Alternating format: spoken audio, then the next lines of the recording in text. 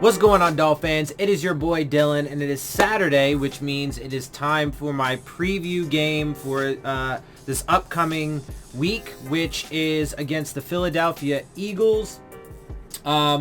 This game is a home game for us.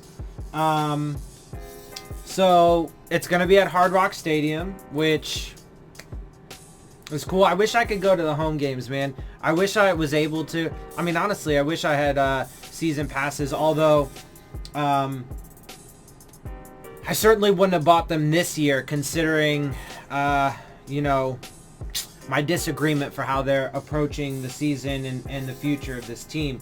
But anyway, one day I would certainly love to have season tickets, and I really do wish I could at the very least. I mean, if I lived in South Florida, and considering the fact that I do this channel, there is a possibility I would still go to games. It'd be hard not to, just because I am a Dolphins fan, and getting to watch them in person is... there's nothing like it. Even if they suck, I mean, the guys on the field are giving it their all, so at least they are actually trying to, you know, the players are trying to make it entertaining. Anyway, but, you know, again, I disagree with the philosophy, so it's hard to support that, and I certainly don't want, you know, that's why I haven't gotten another jersey or anything yet to this point. Like, you know, I want to,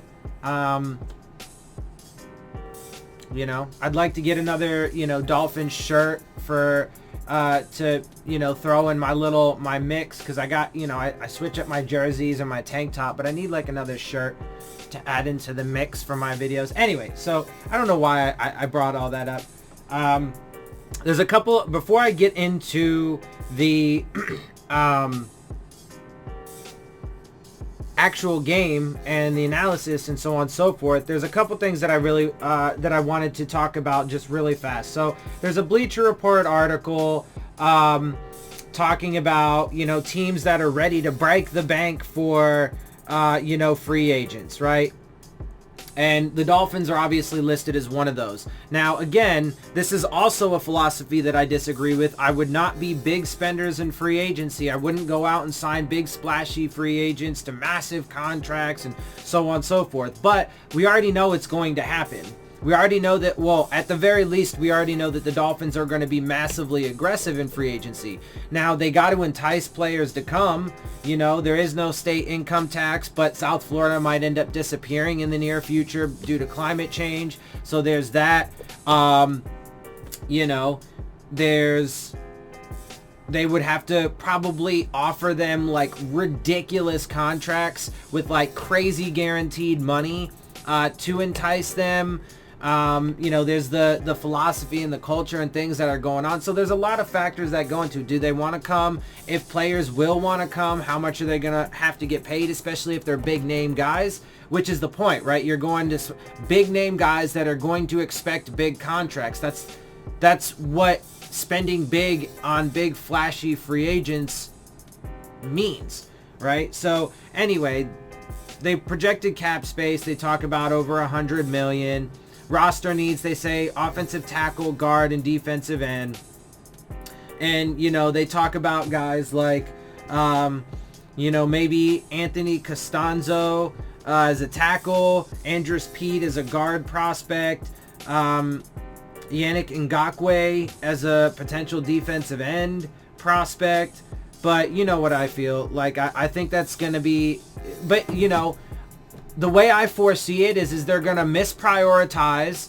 They're going to mishandle this draft like they did the last one. And then they're going to just be big, flashy spenders in free agency, and it's all going to backfire. So, you know, but we'll see. We'll see. I mean, none of that is actually written in stone yet. They haven't actually done the draft. Maybe they'll surprise me. Maybe they won't end up spending big in free agency. Who knows? Okay, so we'll see. I mean, none of that is for sure yet, so we have to wait.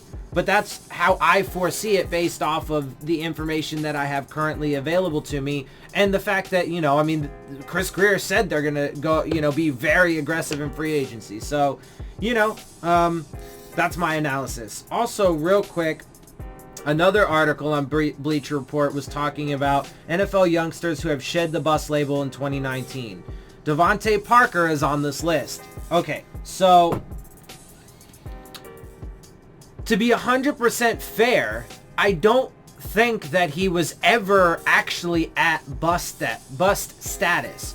Now, he never lived up to his number one potential and to the potential of his ability, right? He has never reached, and when I say has never, he still currently hasn't, right? But he's never actually reached his status as a number one overall pick, nor has he reached his lofty potential as a player, right? So, but at the same time, I wouldn't say he was a total, I mean, if you go just off of that, then I would say, okay, sure, maybe he's a bust, but there's a lot more to it, right? So, he hasn't stayed healthy, right? First of all, he just got out of his rookie contract. He's like a year out of it now, right? 5th year option included. He's like at the very tail end of his rookie contract. So it's just now fair to start evaluating him on that from my perspective. But I mean, you know, he's been injured a lot, which has obviously hampered him and actually would help to push the argument that he is a bust or was a bust, right?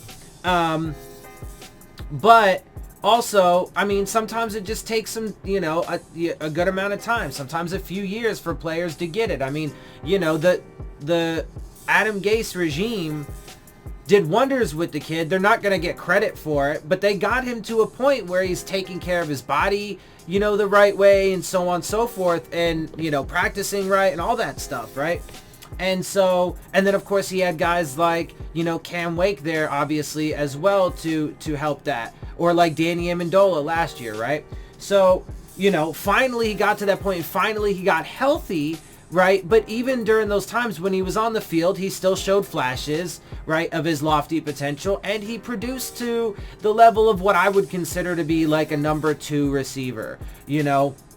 Early on in his career, it was probably like a number 3 production-wise, but number 2. So I wouldn't say he's a total bust, right? It's more than just his draft status and has he lived up to his ultimate ceiling, right? Because it's not gray. It's not our black and white. There is gray, right? It's not superstar or bust. There is a middle ground, right? And so I think he fell into that middle ground. So I wouldn't say he was ever really a bust.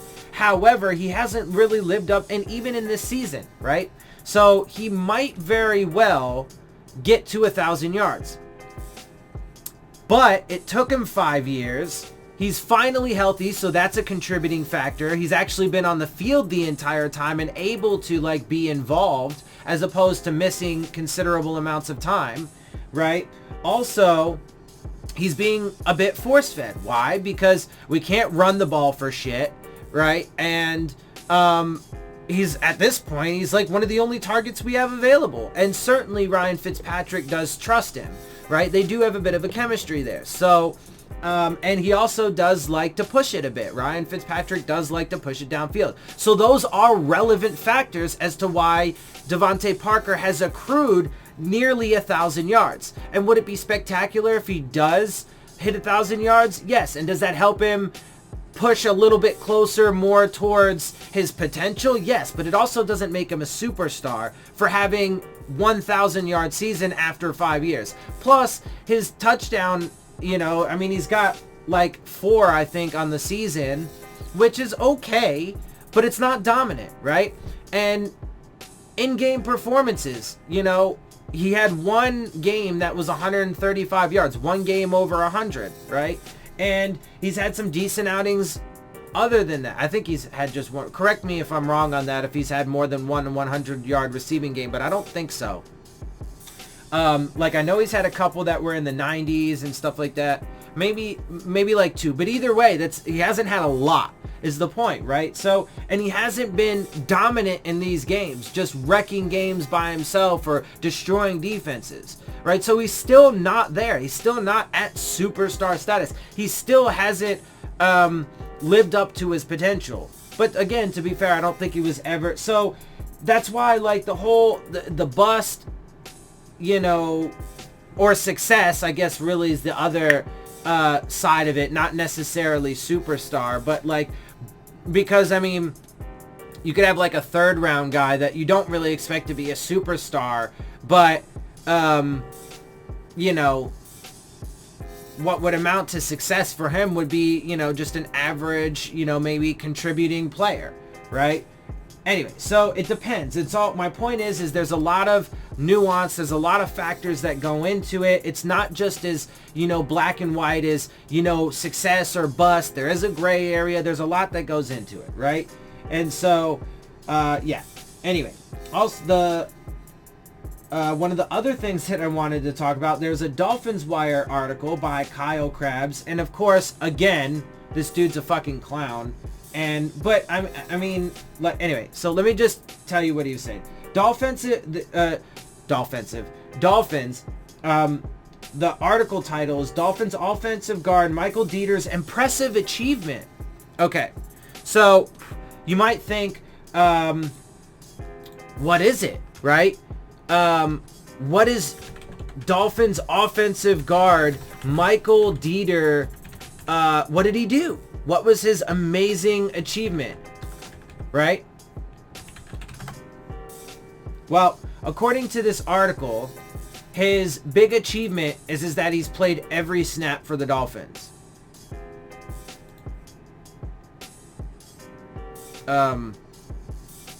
Okay. Like, what the fuck does that mean? Like, really? Congratulations, you stayed on the field. But how good is he? It's not how good is he, right? So, look, but let's see.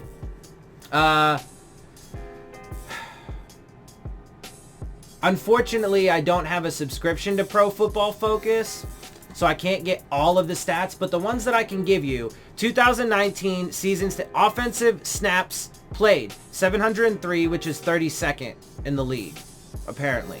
Penalties, he's tied for 31st in the league with 3. Sacks allowed, he's tied for 2nd in the league with 6. So, and his overall grade is 43. Which is not good. Not good. He hasn't performed. He's been pretty bad. This entire offensive line has been atrocious. So you're going to give him like an award for having just been on the field the entire time? No, it's cool, you've been healthy, but you've also sucked along with everybody else. So like, what the fuck is that? Like, really? Really? This, I mean, I guess with the way that the rest of the team has been injured and stuff, it's, you know, it's a silver lining. But to call it an achievement and to call it some like, and to frame it as if it's some grand like accomplishment, like, are you serious? He goes on to note though that he's like one of 3 rookies in the entire league that's played every snap or whatever for the Dolphins. Oh, okay. So fucking what? Like, really? Anyway, it's just absurdity. Like, really? Anyway, I mean, yeah.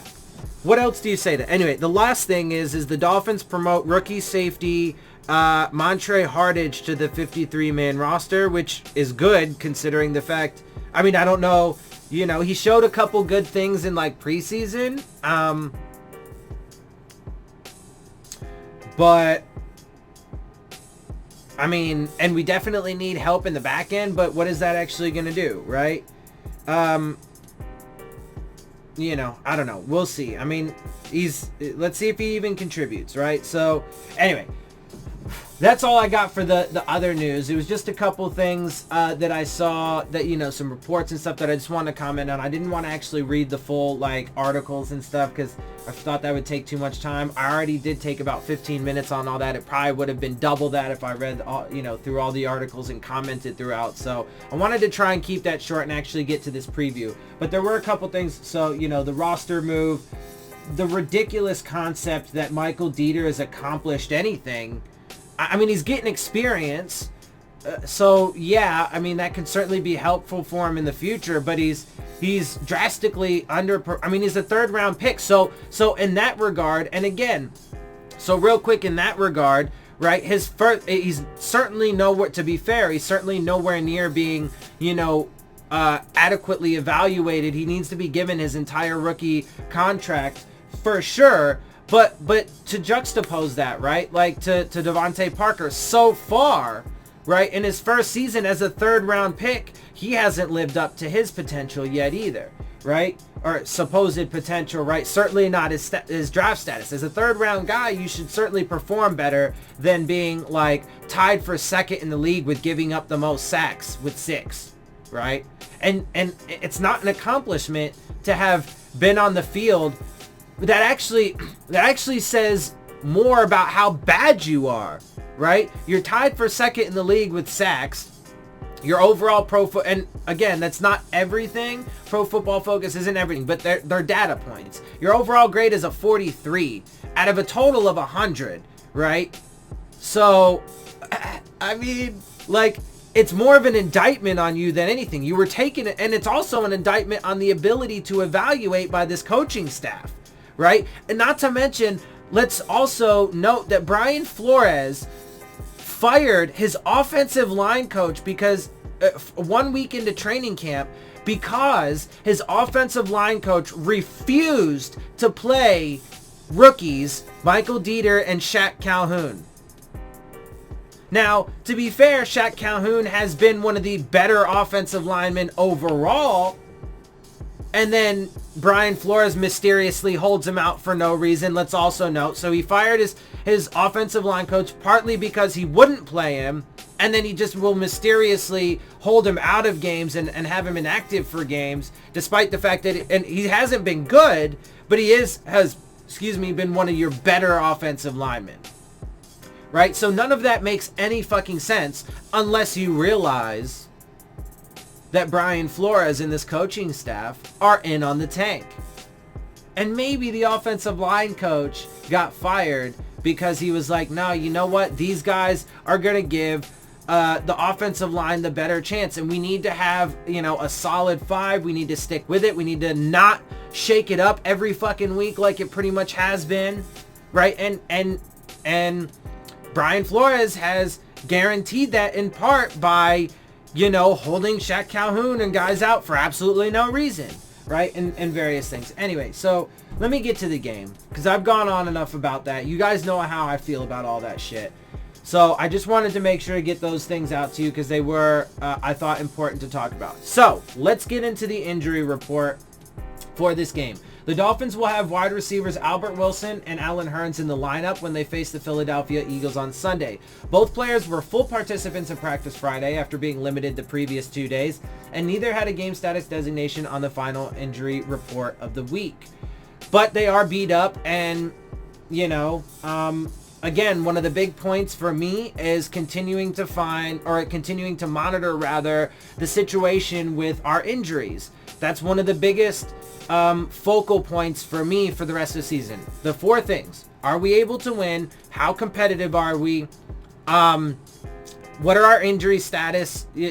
What's our injury status? And are there bright spots? And unfortunately, we're actually trending down in all of those categories. So, right, because we're losing some of our bright spots. Preston Williams goes down with an injury. That's also a trend down in the injury thing. Jakeem Grant just went on injured reserve. Rashad Jones and Bobby McCain the week before. Mark Walton gets cut, one of our bright spots in the backfield. Now we almost don't have any fucking running backs at all. And the one that is producing the best, the coaching staff refuses to use. That's Patrick Laird, right? So we're actually trending down in all those ways. And so let's see. I mean, they're going to suit up. How effective are they? How much do they contribute? And to the overall competitiveness of this team, and do they get injured later? I mean, Allen Hurns and Albert Wilson have both been battling injuries all year, right? And they're 1 injury away from being on injured reserve themselves. So we'll see how that goes, right?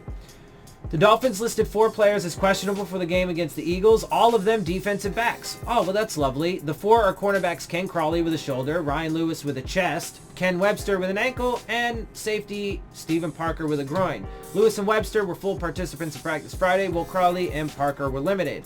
The other 6 players who were on the injury report this week will be available. Linebacker Jerome Baker, who apparently just popped up on the injury report. I don't think he was there last week. Running back Kalen Ballage, great. So now he's injured on top of being massively ineffective. Let's see if they stick with him again. Defensive end Taco Charlton, quarterback Ryan Fitzpatrick, Hearns, and Wilson. Philadelphia listed 2 players as questionable Friday, one of them being starting tight end Zach Ertz. He was limited in practice Friday with a hamstring injury. I expect he probably will play. Also listed as questionable was running back Jordan Howard, who missed the Eagles game against the Seattle Seahawks last Sunday because of a shoulder injury. So we'll see if he's available for this upcoming game. I ultimately think the Eagles are probably going to win. But before we get to that, let's go ahead and just get into the stats, right? The numbers, the statistics, the standings, blah, blah, blah. So Dolphins are 2-9. The Eagles are 5-6. So in that regard, they obviously have an advantage on us. They have more wins on face value, head-to-head matchup. They, win there. Let's see. League standings, points per game. There are some interesting things in the league standings and how they adjusted for us this week, from last week to this week. So points per game, we actually went up from like 13, what was it? I think it was like 13.9 or something points per game. We went up to 14.8, right? Because we scored 24 points in this past game, which puts us at 163 points overall on the season. And we went up from 31st to 30th, right? Okay, so we scored more points, and we moved up 1 spot in overall league standings. Now, the Eagles are scoring 22.1 per game, 18th overall, so head-to-head matchup, that's, a win for them, obviously, and they are obviously better overall in that regard. Yards per game, though, for us was interesting. We went down overall in yards per game, 264.9 from, I don't recall what it was, but overall that went down a little bit, and we dropped from 29th in the league to 30th. So our overall league standing dropped down to 30th. The Eagles are producing 338.4 per game, which is 23rd. So the obvious head-to-head matchup, they win there.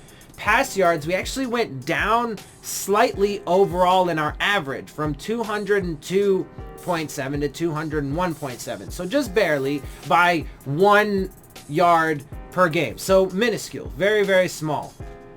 But we actually went up to 27th, from 28th to 27th. So that's interesting, right? So we're down in overall yardage and fall in the standings. We're technically down in pass yardage overall, average-wise, but we did raise in pass yardage, league standings-wise. But think about that. That's because we have no running game and we're forced to just pass the ball.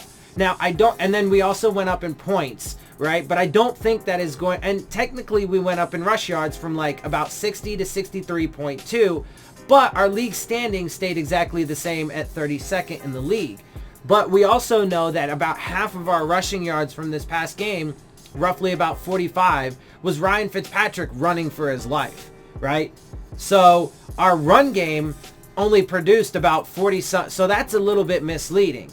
And also, I don't think that I think it's going to be, even in the games that I think we could win, like the Giants and the Bengals game, I don't think we're going to be breaking 20 points in all of those games, right? So I think we're probably going to, I think our average on the year is probably going to end up settling out at around 2 touchdowns, where we're about at right now, 14.8. But I think that there's going to be games where we even at this point, like the Patriots game, for example, where we might not score anything, right? We might not score shit.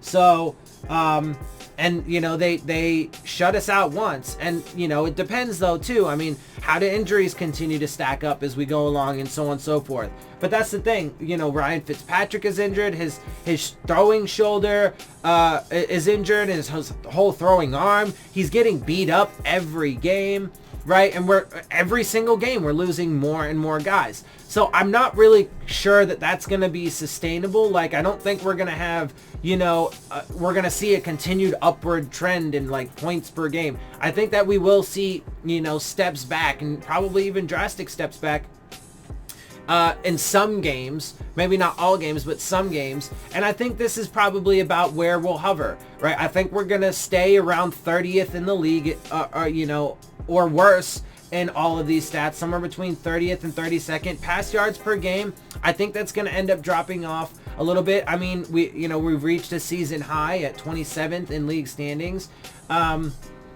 You know, but anyway, like I said, that's all just in. I don't want to spend too much time on it, but I you know, it matters. Like, the context matters. So how did we, you know, our overall yardage per game dropped because we're, you know, overall terrible on the ground and so on and so forth. Our pass yards dropped slightly. Rush yards went up slightly. It's fascinating, right? It's just fascinating how all that works. Real quick though, the Eagles are 23rd in the league in pass yards, 217.2, and 13th in the league in rush yards, 121.2. Defensively, points allowed, okay, we went from 30.5 points last week to 31.5 points this week. So obviously that's not a good thing. We went up. We're giving up more points on average than we did last week. One more point, but it's obviously in the wrong direction. And clearly our defense definitely regressed with the number of injuries that we've sustained. We've now given up 346 points on the season, and that is 32nd in the league, and we dropped from 31st. The Eagles are giving up 22.5 points, which is 16th in the league, so obvious head-to-head matchup win for them.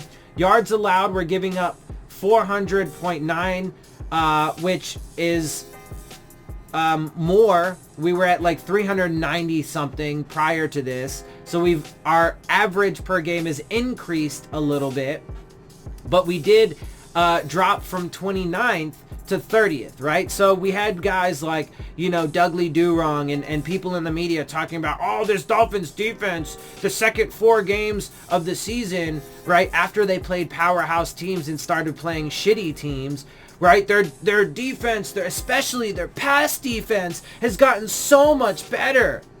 Okay, well, we're 30th in the league still overall, and I mean, it's just it's cherry picking and not looking at the full context. Anyway, yards allowed, oh, I said that we're 30th in the league, but they are 325.7 per game, which is 12th in the league.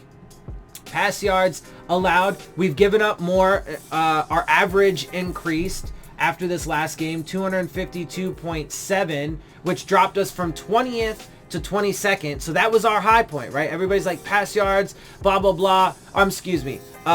Yards allowed overall is what I was talking about before, to clarify, which is what we're at 30th and dropped down from 29th to 30th. But we did have a season high actually, our season high was 19th in the league, which was 2 games ago. Okay, going into the Brown games, we dropped from 19th to 20th, and then we dropped again from 20th to 22nd in the league. And that doesn't look, with the last few games that we have, it doesn't look like, with the last 5 games that we have, it doesn't look like that's going to trend upward, right?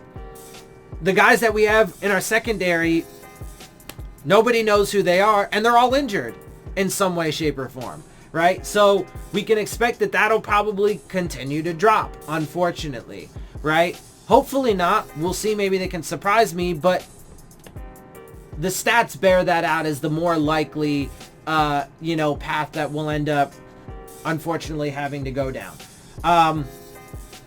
Yeah, and then they're giving up 231.7, which is 20th in the league.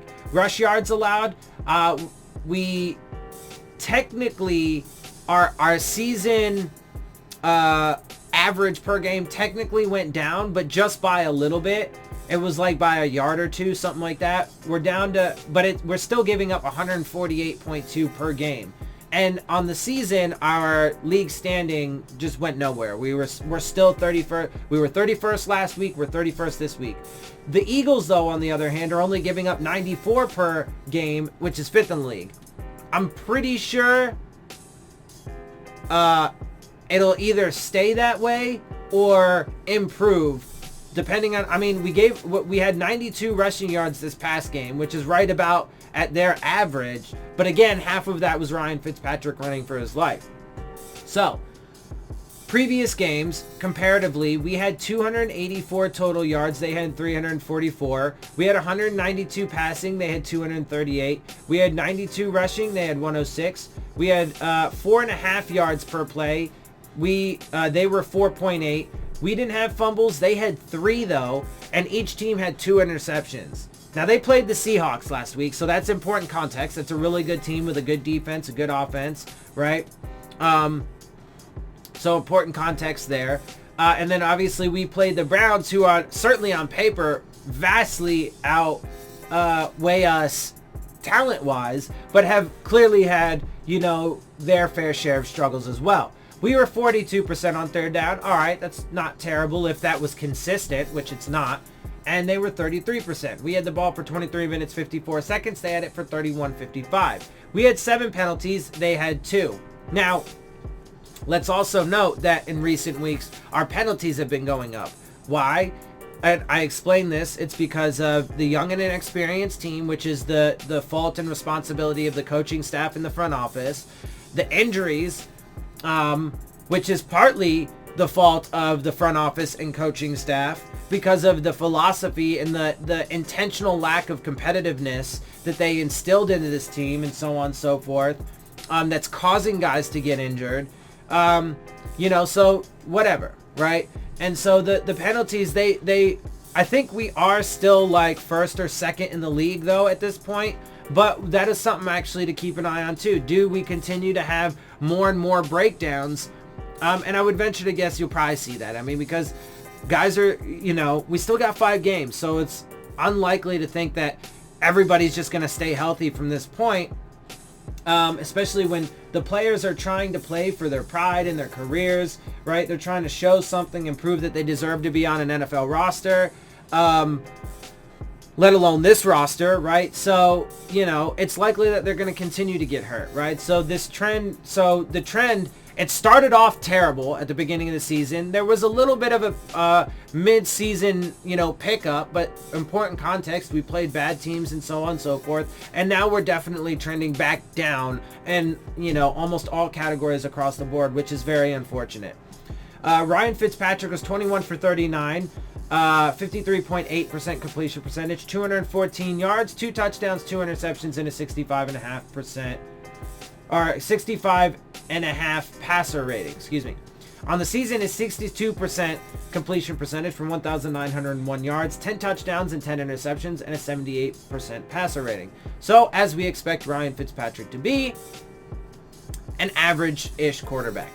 Carson Wentz is 33 for 45 in his last game, 73.3% completion percentage, which is a good completion percentage, 256 yards, but he did have only 1 touchdown to 2 interceptions and a 75.8% or 75.8 passer rating. On the season, he's 62.6% completion percentage, 2,530 yards, 17 touchdowns, 6 interceptions, which is obviously way better than 10 and 10, and for Ryan Fitzpatrick, and an 89.6 passer rating. In the rush game, Ryan Fitzpatrick led the way for us. 5 rushes, 45 yards, 1 score, and a 9 average. Patrick Laird had 3 rushes for 20 yards and a 6.7 average. Kalen Ballage with 7 rushes, 13 yards, 1.9 average. And Myles Gaskin, 4 rushes, 10 yards, and a 2.5 average. Miles Sanders led the way for them, 12 rushes, 63 yards, and a 5.3 average. Carson Wentz, 5 rushes, 27 yards, and a 5.4 average. Jay Ajayi added 6 rushes, 16 yards, and a 2.7 average. Devontae Parker led the way for us, 6 out of 11 catches for 91 yards. Allen Hurns, 4 of 7, 42 yards, and a touchdown. Albert Wilson, 6 of 7, 33 yards. Mike Gesicki, 3 of 7, 28, and a score. Kalen Ballage, 1 of 1, and 13 yards. Zach Ertz led the way for them, 12 out of 14 for 91 yards and a touchdown. J.J. Arcega-Whiteside was 2 of 5 for 43. Greg Ward, 6 of 7 for 40. Dallas Goedert, 7 of 8 for 32. Jordan Matthews, 3 of 6 for 27. Miles Sanders, 3 of 5 for 23.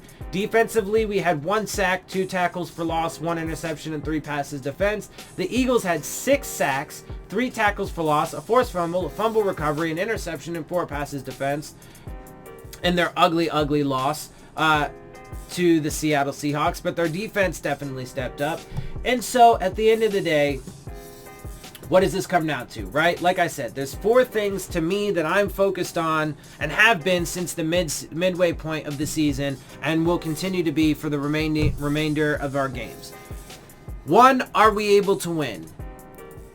2, how competitive are we? 3, what are the state of our injuries? And 4, are there any bright spots? So, going into this game, what do I expect? Are we going to win? Not likely. Not likely. Our defense is been terrible all season overall. They are trending in the wrong direction as of late, right? Back in the wrong direction. Again, they were bad at the beginning, had a little bit of an uptick in a few games against, some bad teams, and so on and so forth. And now they're trending in the wrong direction again, in large part, though, because of the injuries. And unfortunately, I expect that to continue. Our offense has been atrocious all season. I expect that to continue, especially against a solid defense. I think that their offense is going to eat our defense alive.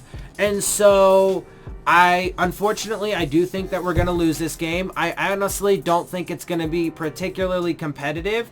I think that we could see something like we saw last week against the Browns, right? I think we could see a very lopsided game.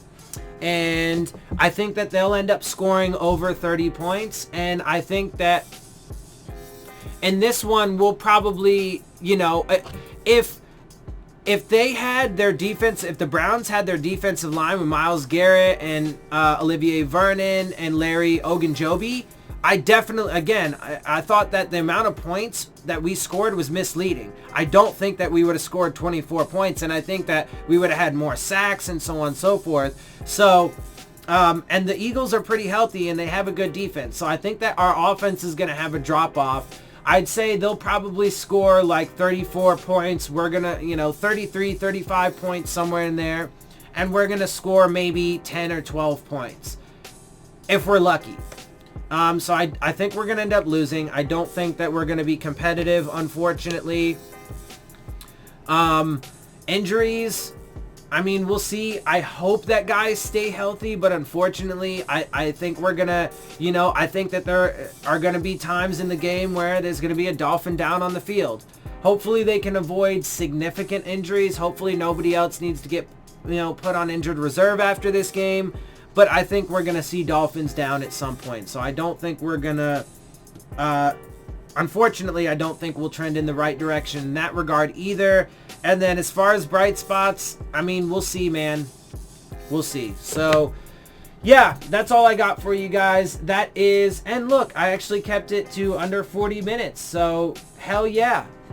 Even with the, additional things at the beginning. So, like I said, guys, that's all I got for you right now. I'm going to get up out of here. I hope you guys enjoy my videos and my perspective. If you do, make sure you hit the subscribe button. Make sure you hit the like button. Make sure you hit the bell if you want to get the alerts for my videos. Make sure you share my videos and my channel with your friends and family. Leave your questions, comments, and concerns down in the comments section. And, of course, as always, make sure you follow me on Twitter at Dillon Tartaro. And with that, I am out. I'll see y'all soon. Fins up.